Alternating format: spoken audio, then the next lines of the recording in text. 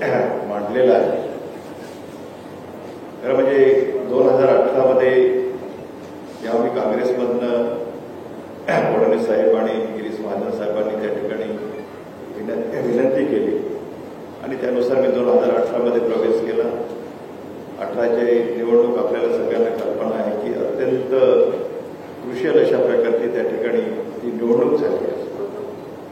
अत्यंत चुरशीची अशा प्रकारची निवडणूक झाली। त्यानंतर काही टेक्निकल याच्यामुळे उद्धव साहेबांनी आग्रह केला की पालघरची सीट आम्हालाच पाहिजे।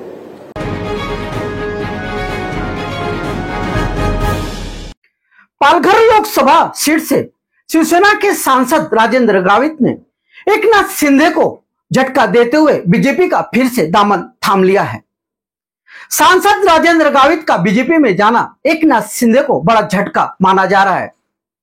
अगर हम सांसद राजेंद्र गावित के राजनीतिक करियर की बात करें तो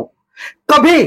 जो है कांग्रेस से पालघर में अपने राजनीति की शुरुआत करने वाले जो है राजेंद्र गावित पहली बार कांग्रेस से चुनाव लड़े और विधायक बने। विधायक बनने के बाद कांग्रेस ने उन्हें राज्य मंत्री भी बनाया, लेकिन कार्यकाल खत्म होने के बाद जो है सांसद राजेंद्र गावित ने कांग्रेस को बाय बाय करते हुए बीजेपी का दामन थाम लिया। सांसद चिंतामन वनगा के निधन के बाद पालघर लोकसभा सीट पर हुए उपचुनाव में बीजेपी ने जो है सांसद राजेंद्र गावित को अपना उम्मीदवार बनाया और सांसद राजेंद्र गावित जीते भी। लेकिन उसके बाद हुए देश में सार्वजनिक सांसद चुनाव में जो है सीट है वो शिवसेना के खाते में चली गई और सीट शिवसेना के खाते में जाते ही सांसद राजेंद्र गावित ने भी बीजेपी का साथ छोड़ते हुए जो है शिवसेना का दामन थाम लिया।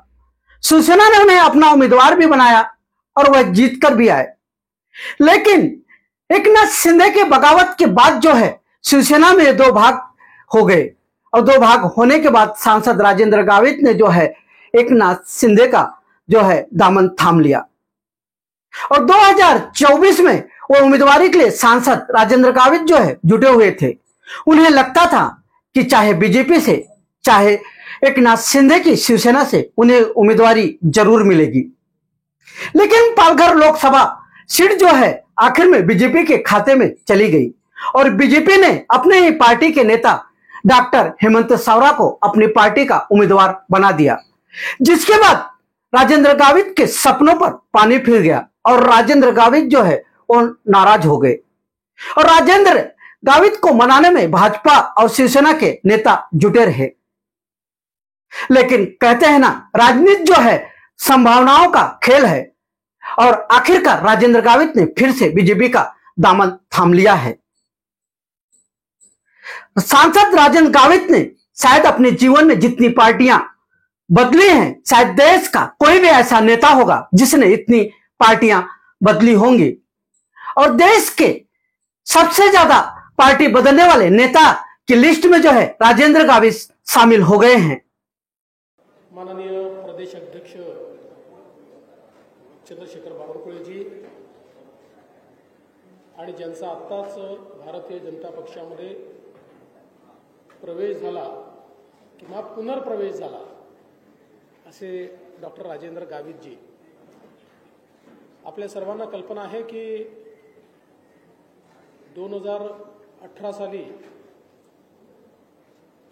पालघरच्या बाय इलेक्शनमध्ये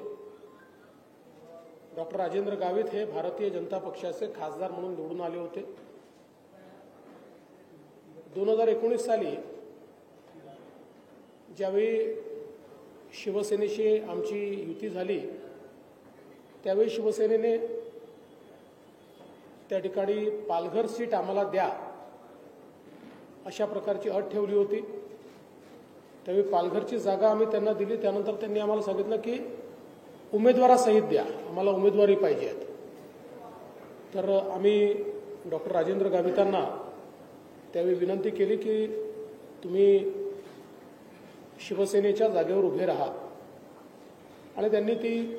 विनंती मान्य केली आणि शिवसेनेकडनं ते खासदार म्हणून निवडून आले।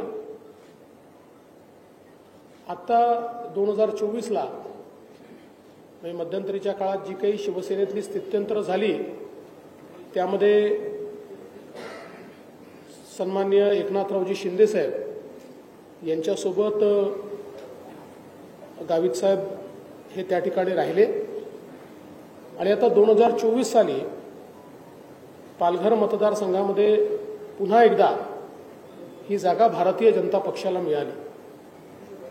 आणि त्यावेळी डॉक्टर राजेंद्र गावित यांच्याशी आमची चर्चा झाली आणि पक्षाने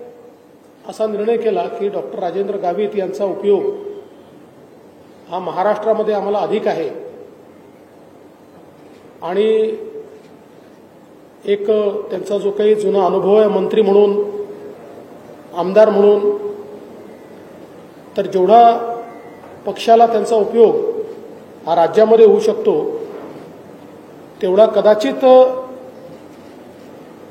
दिल्लीमध्ये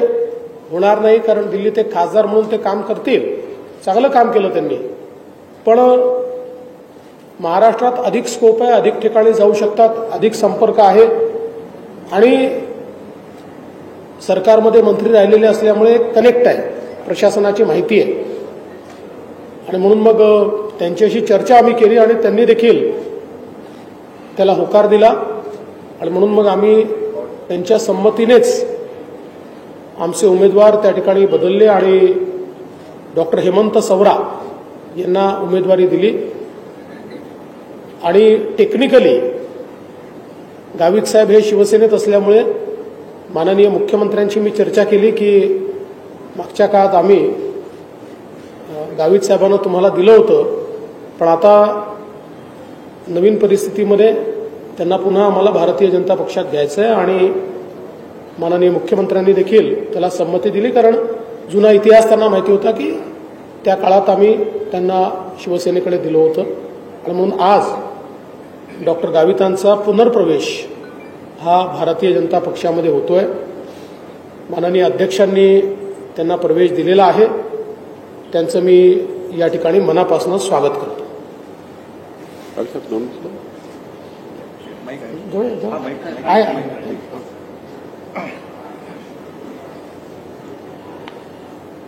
सर्वप्रथम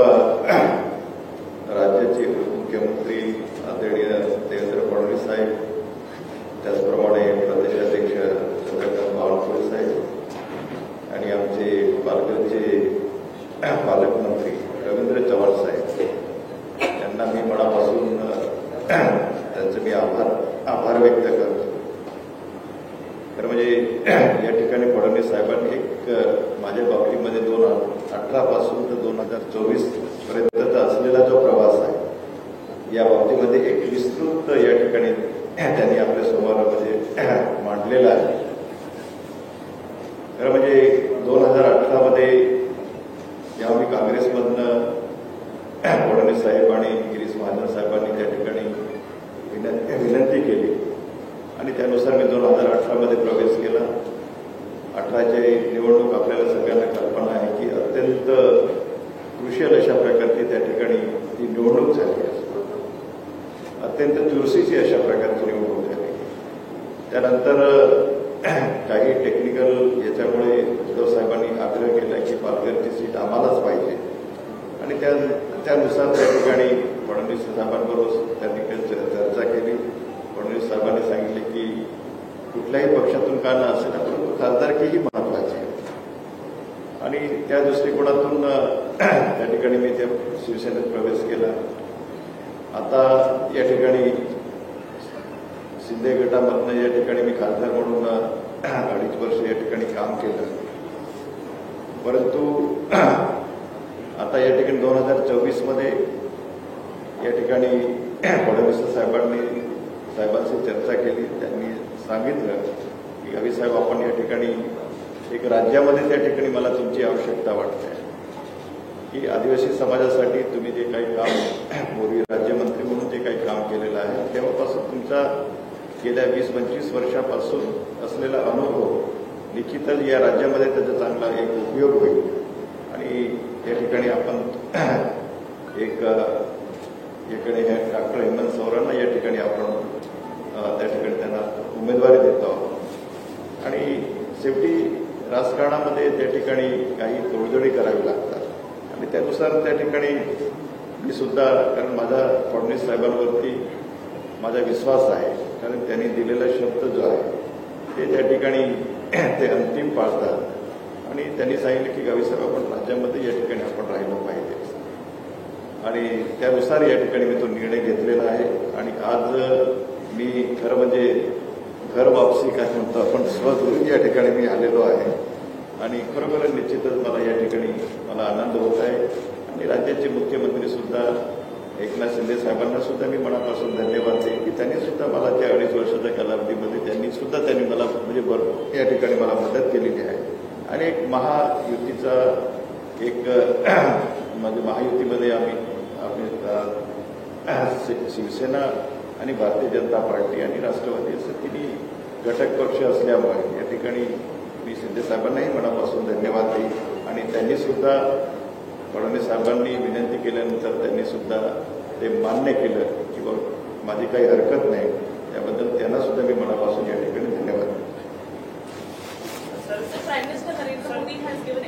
पार्टी बदलने में माहिर राजेंद्र गावित जो है